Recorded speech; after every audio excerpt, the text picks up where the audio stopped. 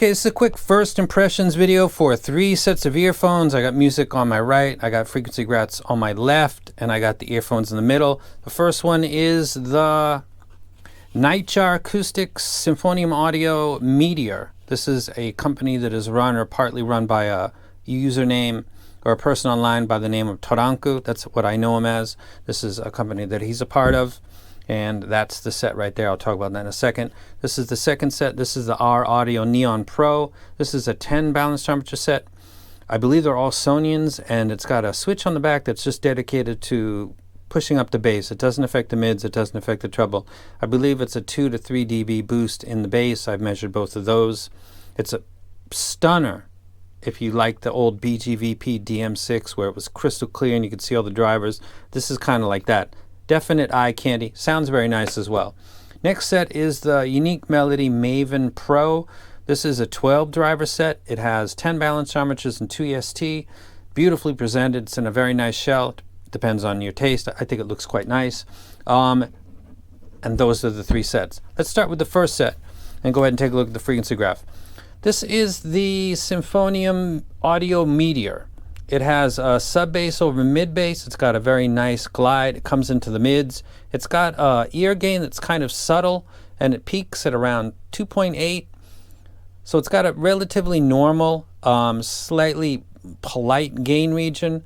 Then it's got a dip at 5K, and it's got less energy than at the ear gain, which is what I prefer. Then it's got a very common kind of a cup around 8 to about 11, 12, 13K, and then it's got a final boost at the end.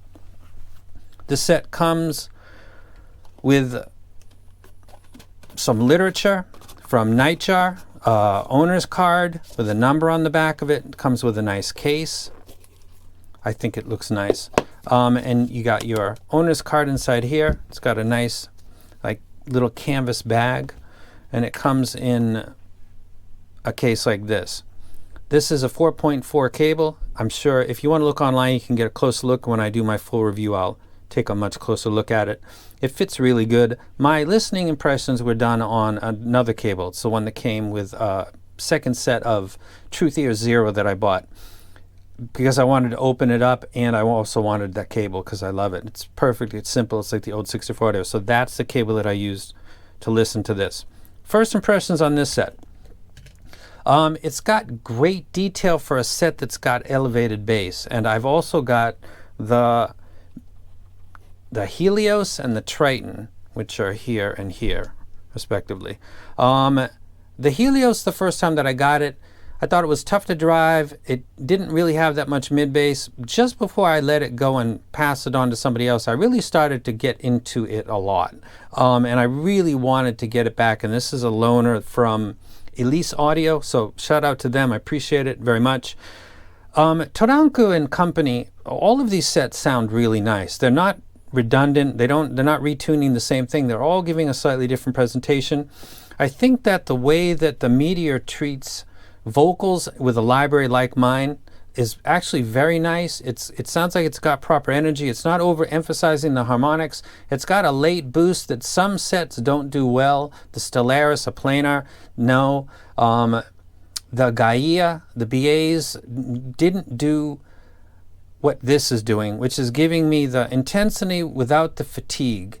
And it might be partly because it's being balanced by the sub bass. That's the only thing I can come up with. But it's got great details for something that's got a boosted bass. It sounds very nice. It plays back stuff like Fleetwood Mac, which is 2 male and 2 female vocalists. It plays Vivaldi quite well. Strings don't have too much energy. It sounds authentic and proper. There's nothing in first impressions that's jumping out at me like this might be. This is the only one of the 3 sets that don't have something that I'm going to point out. On first hour of listening, there's nothing. It's not lacking in bass. It's not pushing the bass in my face. It's not bloating the bass guitar, the drums into the vocalist's room and space and making that sound congested. It's not doing any of those things. So at this first impression stage, I've got really nothing to say about it, except that it sounds really good. Moving on to the next set. Let me take this graph down and bring up the This is the ARE Audio Neon Pro with the bass switch on. The bass switch off has about 3 dB less, but the same profile from 200 hertz or 300 hertz going forward, which is this set. When I do the full review, you can get a close look at it. It's an absolute stunner. It looks absolutely fantastic. This is a set that it's got a smoothness to it that I find appealing. It sounds quite nice. It's got enough bass. It's balanced armature, but it is elevated, not unlike the set that I just talked about. The difference between these two sets is the mid-bass tuning. It adds an overall warmth to the replay that isn't with the set that I just mentioned. It's a little bit warmer. If you want every micro detail, warm is a bad word to you. For me, it's not, because of the library that I talk about all the time. It doesn't impact male vocals. Female vocals, it's slightly different. I've really learned that a lot recently because I'm focusing on that more. A tighter mid-bass really benefits female vocals in a way that isn't quite as obvious on most male vocals, because it gives them a kind of a husk that doesn't jump out as sounding unnatural. It might actually sound kind of cool or engaging, whereas female vocals either sound correct or they don't. This is my listening, my ear, my library, but that's the impression that I get and how the mid-bass affects vocals. Male, you can tell, you like it or not, case by case. Female vocals, it just seems to kind of bork them a little bit. Female vocals with this, maybe not ideal. Male vocals sound good. I'll get to it when I talk in the full review. I think overall it's a fantastic set. I like it a lot, but I got to share something that's not ideal, and it would probably be the mid-bass tuning, because there's nothing else that the graph would indicate. I think the treble's done brilliantly. It looks like it on a graph, and the harmonics of everything, guitars, vocals, everything sounds fantastic on this. It's a little bit of the fundamental creep that's coming from the bass, which is slightly alleviated if the bass switches off, but when I do that, you're kind of switching between the two. My recommendation, or my opinion, and I'll give it in the full review, is if something, I would say the magic line is around 200 to 300 hertz. That's where you're cutting your bass, and you can kind of have your cake and eat it too.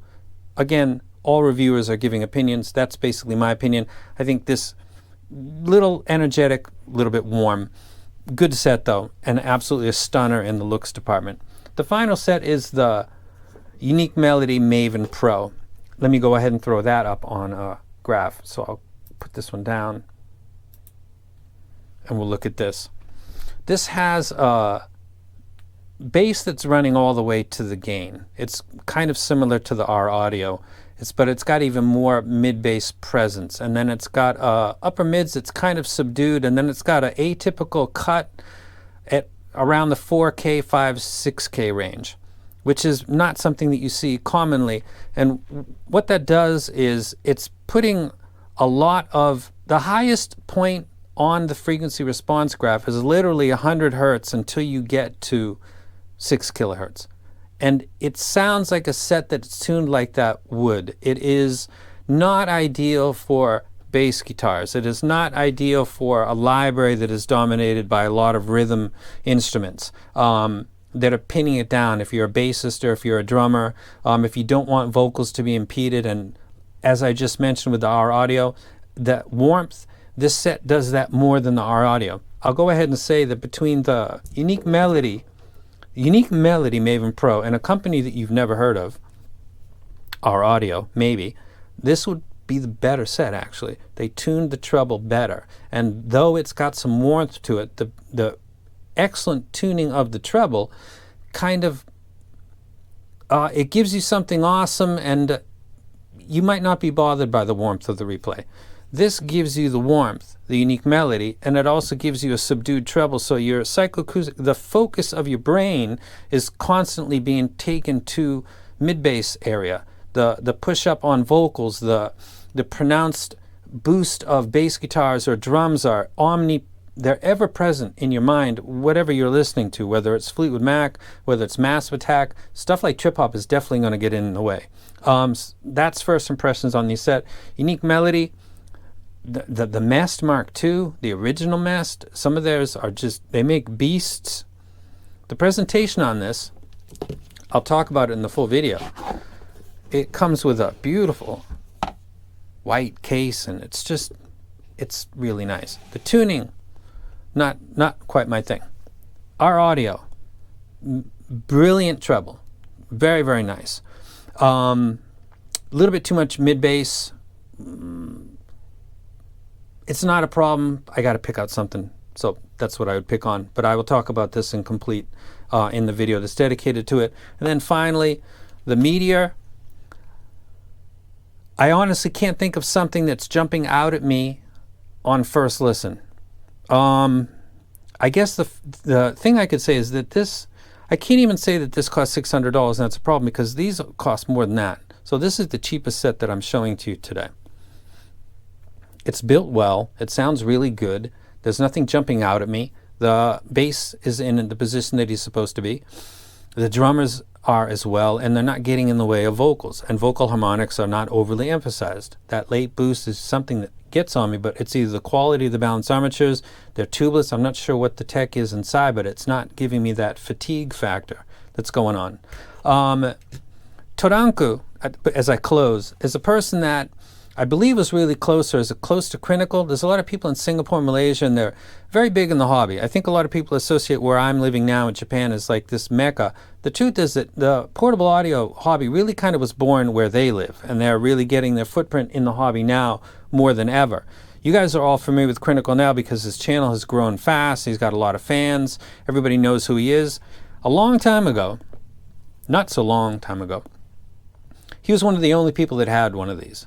That's the intelligence that he's got, that he went ahead and grabbed this, because this is the tool that could cut through all the BS. The companies and their money counting before something's released because they've got a pack of 5, 6, 7, 8, 9, 10 people that they can trust to handle their items with care and to soft pedal and push or ignore the negatives and really, really push the good points. And this guy, Critical, could take this little mic, walk into a store, measure it, post it, walk away, not even comment on it. People knew enough at that time to say, well, wait a second, that looks like a screamer, how come nobody's talking about the treble? Or that bass is rolled, how come nobody's talking about that? Or that bass is bloated, how come nobody... I think now there's a lot of people that are nice to him that didn't like him before, and he knows that. That happens to me. It must happen to him much more.